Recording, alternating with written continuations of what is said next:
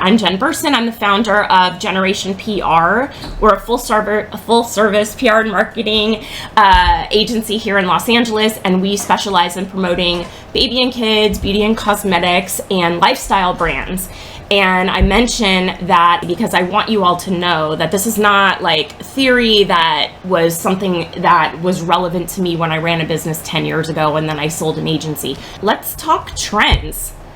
You know, as PR professionals, we have to stay on top of what's happening in our industry. There's always this feeling of the sky is falling, media is dying, and we know that's not true, but it is changing. And we have to stay on top of what's happening so we can help our clients navigate and be essential to them and bring that value. And so we want to know what's happening in the industry. When you're growing and scaling an agency, you have to be able to navigate these changes and bring your clients along for the ride and make sure they know that you're holding their hand and that you're taking them into the new year and into the future with your services, understanding the rules of the game and helping them navigate how to play it. You have to steer your clients in the right direction and, overall approach to PR and marketing, your recommendations. You've got to keep your finger on the pulse because that is how you become an essential member of your client's team and you win at the game.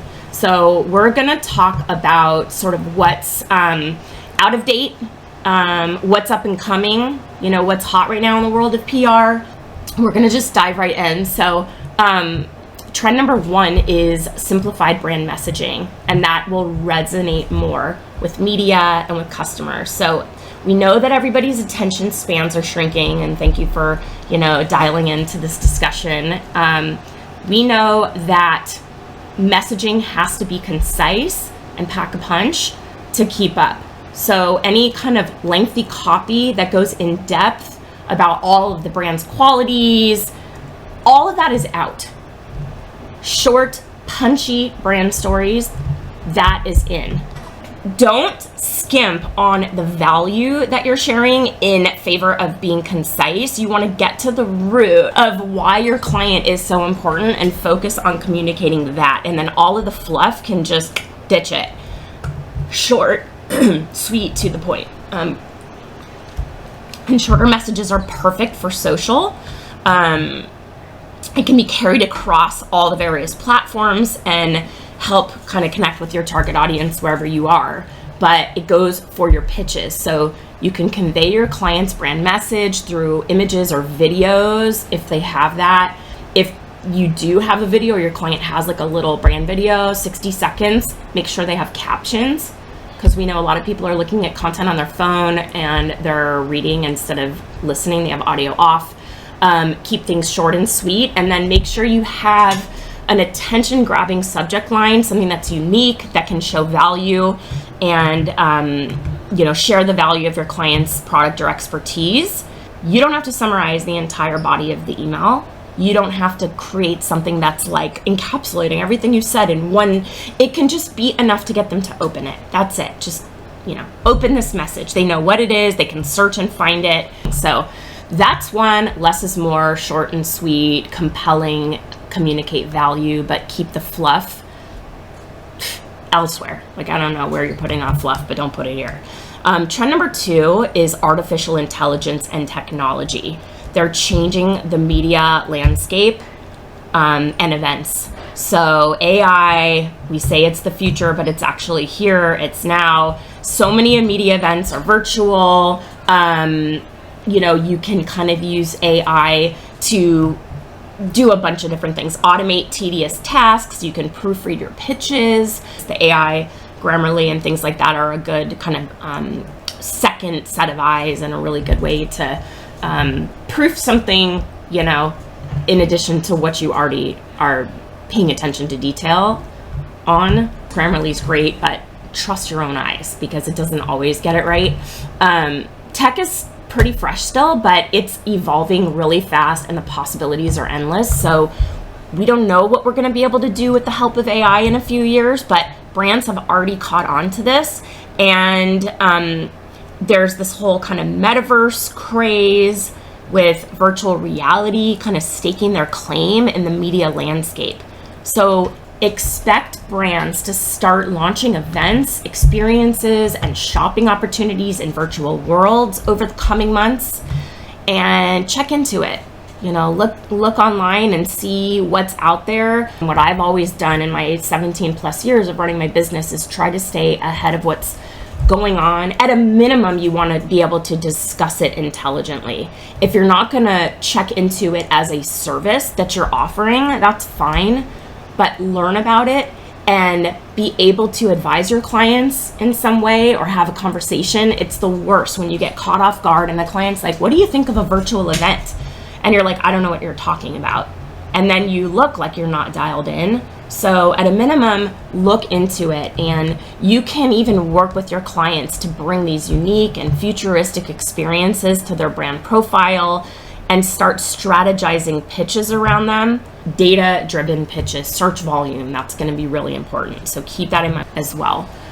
Trend 3 is mission-based and value-based brand storytelling is going to be very important. So we know 2020 was a huge turning point for our industry and for brands, and diversity and inclusion has always been important, but it became more on people's radar, which is good, and it's a massive priority. And we have seen a lot of companies increase their commitment to diversity, inclusiveness, and DE&I training and awareness and implementation, let's say, over the following years since 2020. But in the new year, the focus is going to continue to be on mission and value-based storytelling and initiatives. People want to support. This is it's value alignment for people to support and shop and buy products from brands that align with their values, and they want to see those values in action. The days of performative allyship, they're over. You have to actually take action on what you say you're doing. It has to be reflected at a core level in the company. And you want to guide your clients through that. You definitely want to make sure that they are not putting anything out on social that's just a meme with nothing behind it, that they actually have real progress and change happening within their organizations. They have a diverse executive level team, and that people are accountable, brands are accountable, and they're following through, that your clients are actually following through. This is the big thing. It's like everybody jumped on the bandwagon and talked about it, but what are they actually doing and how are they keeping it up? So socially aware storytelling, it's going to be paramount for PR pros crafting pitches and strategizing press plans. So you want to communicate the value of your client's products, but also the value of their behind the scenes actions like sustainability, philanthropy, and social justice. And that's what's going to be relevant, moving through the new year, which is great because we don't want to see a movement gaining speed and then just people are like, okay, that's done. No, this is it's here to stay, and companies are actually following through, and you need to ensure your clients are not putting something out there and then having it be performative or just sort of no substance behind it. Okay, so trend number 4, we have to be flexible in pitching as PR pros. And honestly, I know that is nothing new. Our entire job is to be flexible and adaptable. But in the new year, we'll have to work on thinking ahead with our pitches. We have seen the past few years the importance of being able to pivot and to completely overhaul your strategy at a moment's notice. So we know that we as PR pros have to be, not reactive, but flexible. And things lately are getting busier. We're gonna have to work ahead. We're gonna have to plan like a plan B as we're building plan A. It's just like a contingency. You know, it might be prepping multiple pitch angles. It could be keeping an eye on current events that could impact your clients and their industry. It could be putting a campaign on hold because of supply chain issues. You know, you want to keep brainstorming different ideas with your team so you can be ready to go if there's something inevitable that happens. You always have to be ready to put a new plan in place and to put your client's best foot forward in your pitches. So that is something that as PR pros, we're always nimble, we're always on top of things, but it has become an even more important skill to be flexible and, you know, it's not going anywhere. Trend number 5 is staying aware of global events and using that to help foster success by prioritizing empathy. You need to have your finger on the pulse of news in your niche, but in the upcoming year and beyond, be plugged into global news and events. And you have to make sure that all communications and copy and pitch angles are socially aware and they take the state of the world into account. And any sort of one single poorly timed social post can cause a PR crisis. And empathy is extremely important to today's consumers. Nobody wants to support a brand that shows little to no regard for what's happening in the world. So help your clients navigate this and be mindful of global news, any trends, whether that's a natural disaster, an international conflict, economic downturn. It's all very heavy. You know, and I'm not here to be Debbie Downer, but it's our job to stay on top of what's going on and help our clients navigate it so that they show empathy as a brand and they're not operating in some, you know, bubble. But there is still a place to be pitching your clients' products. So that was 5. And number 6 is exclusives.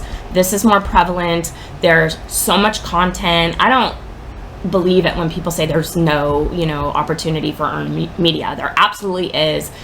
Everything's shifting to digital, which means that there are more opportunities and embargoes are sort of dead and done. I haven't really done one in a long time, but journalists and editors, they don't want to write stories under embargo because they know that means that you're pitching the same story to everyone.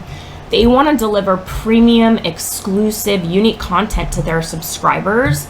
They want people to click through. It's all about clicks, and they want to deliver content that they're not seeing anywhere else. So they don't want a dozen other outlets running the same type of content the same day.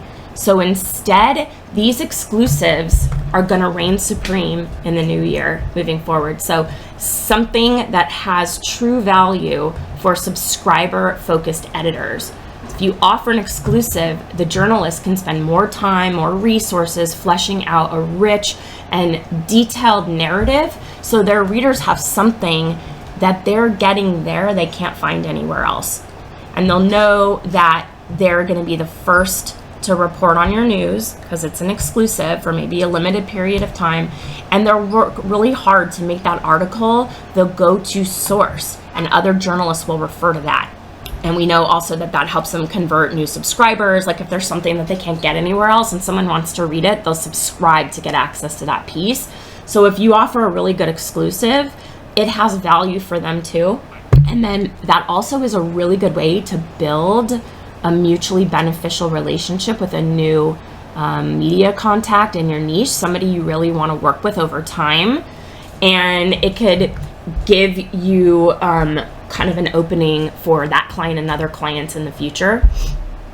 So we love exclusives when you can offer them. And part of the strategy, I'm going to go back to that data-driven piece. I'd love for you to be able to work in some data that you're able to glean on Google in terms of search volume of certain terms. So if you find that there's high search volume and a low results coming up for topics related to that search, and you find the sweet spot, Don't share that with every single publication, because now they're all fighting to fill in that gap. You can go to somebody with an exclusive on that little tidbit and say, I noticed that there's a high search volume for, lactose-free coffee recommendations and not a lot of results coming up, and my client fills in that gap for you. So keep that in mind. Number 6 was exclusives, and use that to help create really good, meaningful, mutually beneficial relationships with key journalists that you want to work with long term. Number 7 is in-person events, and in-person events are going to return at a higher level. Networking events, pop-ups, trade shows, conferences, they're coming back. People are going to trade shows. It's been a long time coming. People want to get together. Possibilities are endless, and all of these experiences can be leveraged to get the word out about your clients and about your agency. So work with your clients to bring in-person events back into their plans. And I don't love creating events, but if our client wants an event, we will pack the room with the right people, and we'll hire a team to execute. And we'll pitch it to the media. So we'll do all the media relations and all the inviting and all of that, but somebody else will do the execution. Please promise me, every one of you, you will not do an event for a client for no additional fee. I'm talking about the actual planning, pitching the media, inviting them to come, all the stuff that you would do around an event is not part of a normal PR plan unless they talked about it in the proposal and they said we want an event. That's extra. That is a lot of work, and that is not just sort of part of a retainer. Promise me. Because a lot of newer agencies, a lot of newer PR professionals on their own are like, well, I guess that's part of it. That's a lot of extra work, and that is not just part of the basic retainer. At least it isn't for me, and it shouldn't be for you. Number 8 is the journalist role is shifting significantly, which means that pitches need to be even more tailored. Okay, so there's this whole thing all working together. So 2021, 22 brought us the Great Resignation. Journalists, no stranger to this phenomenon. Many of them have been laid off or not promoted, leaving newsrooms for freelance, or doing total career pivots. Some are having to write for multiple publications. Some are staying, that are still there in the newsrooms, and they're picking up the slack with overtime hours, new beats. There's a ton of extra responsibility. Editors, they're under constant pressure to write stories that are going to generate revenue. It's the balance between writing content, it's infotainment, it's going to generate revenue, and still maintain their credibility. They can't just post stuff all the time that's just like, buy this, buy this, buy this. There has to be journalistic integrity. They have to believe in what they're saying. So you have to be empathetic to their new reality. They're not just getting to write content they're passionate about like the days of yore, right? They have to generate revenue to get to stay in their jobs. And they're picking up the slack for a lot of other members that have moved on, all of that. So knowing what they're going through industry-wide will help you better tailor your pitches. So demonstrate that you respect their energy, their time, by only sending relevant pitches. The review process and triage of delete, 2 seconds, and you're done, and you're out of their inbox. So you want to keep your pitches targeted, very tailored and targeted. Do not spray and pray. It is such a lazy PR strategy.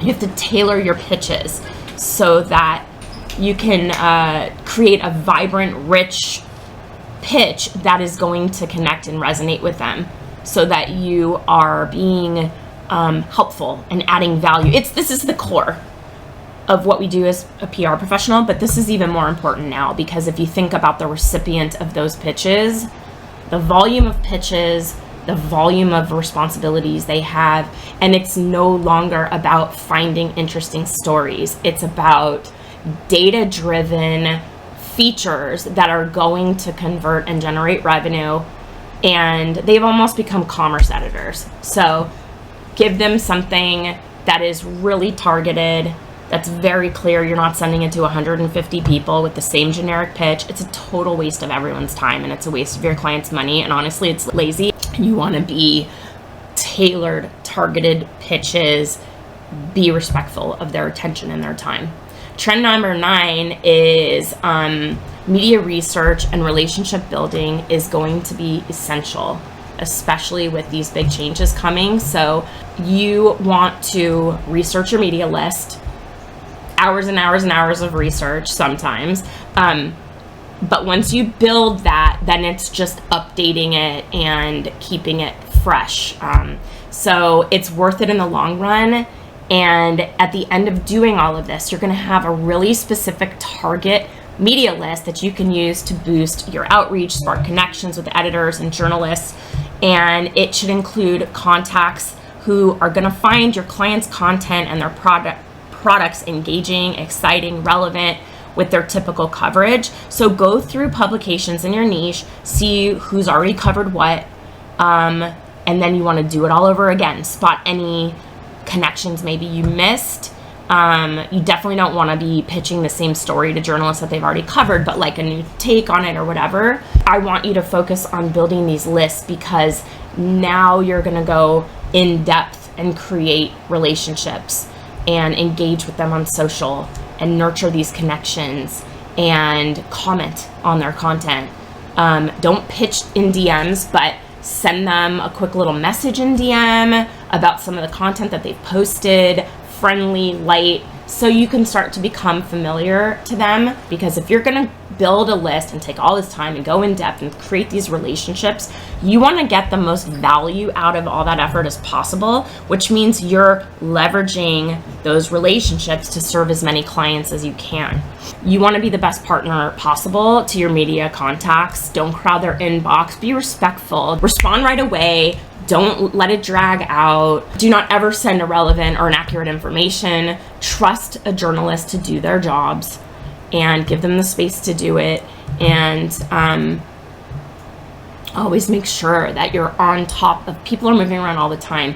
Double, triple check before you send a pitch that that person is still writing for that beat or writing at that publication, or check and see if there's anywhere else that they're writing for that could be a fit. Number 10 is the most number one important, especially if you represent a brand with products. This is the number one thing you need to be considering from every level of engaging with a client, even on that very first call. When you're vetting a client to see if you want to work with them, it's not just them seeing if you're right for them, you need to see if they're right for you.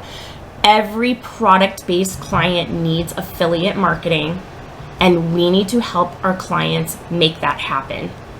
So number one trend on this list, it's absolutely crucial in the new year and beyond. Affiliate revenue opportunities used to be like a nice to have. Last year for holiday gift guides, we pitched it as like a side note. Front and center now, non-negotiable. So you need to get them into affiliate marketing, and you need to do it now. We as PR pros need to get our clients on the biggest platforms like Amazon, Walmart, Target, Nordstrom, Ulta, whatever they're selling. They have to find a way to offer it through these platforms.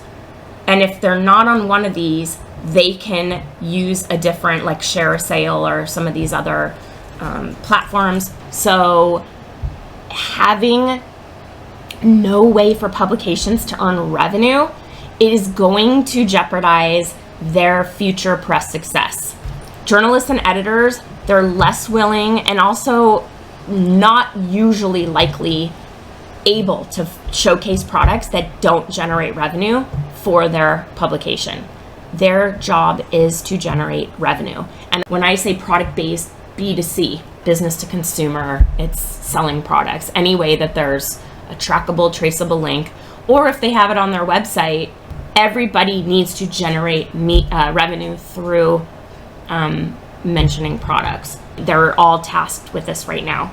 So with affiliate marketing as PR pros, it's actually a bonus because we can see where sales and traffic are coming from. You can use that data to shift your focus to any kind of affiliate programs that are getting the most traffic and reach consumers where they already are. So it's like, thinking about affiliate revenue in your press strategy, there's a whole bunch that goes into it. So if you are launching a product and you're not on Amazon, then you have to offer a pretty robust commission through your own website on Share a Sale, and you are able to customize commissions for publishers, because I think this is here to stay. I think it's so essential, and if you can marry the two of setting them up for affiliate revenue, reaching out to publishers, vetting them through these platforms, giving them a high percentage, especially during maybe a launch month, like the first month. We've had insight into what our competitors are offering in terms of commissions, and it's always really high during launch months, and you can see everyone writing about it. So that's the little missing piece that everybody's taking advantage of right now. We have really talked in depth. I am doubling, tripling down on this because I know how important it is, because in my agency, representing brands right now, this is a make it or break it. We have had to fire clients because they didn't have enough of a solid affiliate marketing, affiliate revenue opportunity for media to earn revenue from their products. Either the cart transaction total was too low, they weren't on Amazon, they didn't have enough reviews on Amazon, their hero products weren't on Amazon, they weren't on any other affiliate platforms other than their own website, and the transaction was too low. So journalists were just like, meh, like could be the best product ever. It's not converting for us in terms of revenue. It's just not the same. We have gotten, honest to God, like I'm gonna be honest, mediocre mass market products that have a cult following because of a very specific use case. But the reviews are amazing. And if you are like in this group, this is your product, it totally works for you, the price point is good, you get to Amazon, the reviews are incredible. We have crushed it in terms of converting earned media because Amazon reviews are really good, high volume of Amazon reviews, 4 and 5 stars, and the price point is $20 or less. That is like a media dream come true. So anyway, that's the trend report. Thank you all so much for being here. I'm so grateful for all of you. Take care. See you soon. Bye.